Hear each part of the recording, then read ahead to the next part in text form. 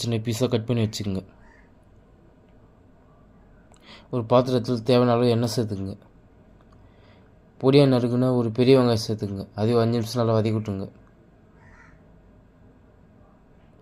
ஒரு குடமிளகா சேர்த்து அதையும் நல்லா 5 நிமிஷம் வதக்கி விட்டுங்க. 2 கீரி வச்ச பச்சை மிளகாய் சேர்த்து அதையும் நல்லா ஒரு 5 நிமிஷம் வதக்கி விட்டுங்க. கேரட் பீன்ஸ் சேர்த்து அதையும் நல்லா ஒரு 5 நிமிஷம் வதக்கி விட்டுங்க.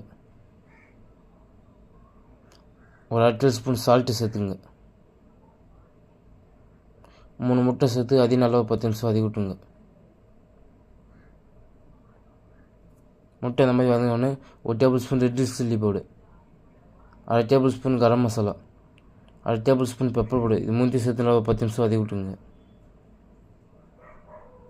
நம்ம கட் பண்ணி வச்ச பரோட்டாவை சேர்த்து அதையும் நல்லா ஒரு 10 நிமிஷம் வதக்கி விட்டிங்கன்னா சுவையான முட்டை பரோட்டா ரெடி. நம்ம சேனல் லைக் பண்ணுங்கள், ஷேர் பண்ணுங்கள், கமெண்ட் பண்ணுங்கள், மறக்காமல் சப்ஸ்கிரைப் பண்ணுங்கள்.